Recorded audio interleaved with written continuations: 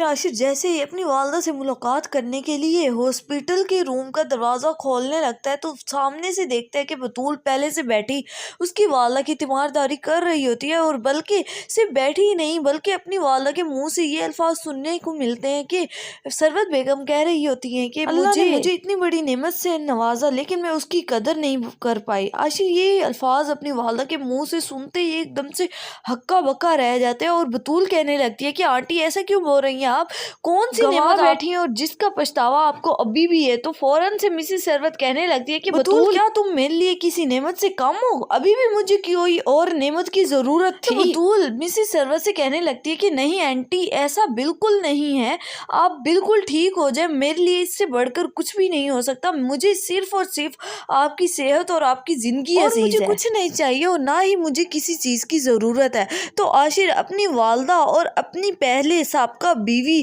یعنی بطول کا یہ لاڈ پیار اپنی والدہ کے ساتھ دیکھ کر ایک دم سے حیران و پریشان ہو جاتا ہے اور سوچنے لگتا ہے کہ کاش میں اپنی والدہ کی محبتوں کا مان رکھ پاتا۔ پھر دوسری طرف کاشان ایک بار پھر مناہل سے ملاقات کر کے مناہل کو ورغلانے لگتا ہے عاشر کے خلاف، یعنی اسے کہنے لگتا ہے کہ عاشر ابھی بھی بطول سے محبت کرتا ہے اور بطول کو چاہتا ہے، وہ تو صرف ٹائم پاس تمہارے ساتھ زندگی سپینڈ کرتا ہے۔ مناہل بھی کاشان کی باتوں میں آ کر اس کی باتوں پر یقین کر کے عاشر پر شک کرنے لگتی ہے، تو عاشر کے ساتھ اس کا رویہ بھی بدلا بدلا سا محسوس ہونے لگتا ہے۔ پھر عاشر مناہل سے کہنے لگتا ہے کہ مناہل تم ایک ٹیپیکل بیویوں کی طرح مجھ پر شک کیوں کرنے لگی ہو؟ تو مناہل فوراً سے جواب دیتے ہوئے کہنے لگی ہے کہ عاشر جب تک آپ اس بطول کو ڈیورس نہیں دے دیتے تو تب تک کچھ ٹھیک نہیں ہونے والا۔ جبکہ مناہل پر کاشان کی یہ ساری کی گئی باتوں کا اثر ہونے لگا ہے۔ پھر عاشر بھی مناہل کے منہ سے یہ آخری الفاظ سن کر حیران و پریشان ہو جاتا ہے اور سوچوں میں گم سم ہو جاتا ہے کہ آخر اب مجھے کون سا فیصلہ لینا چاہیے،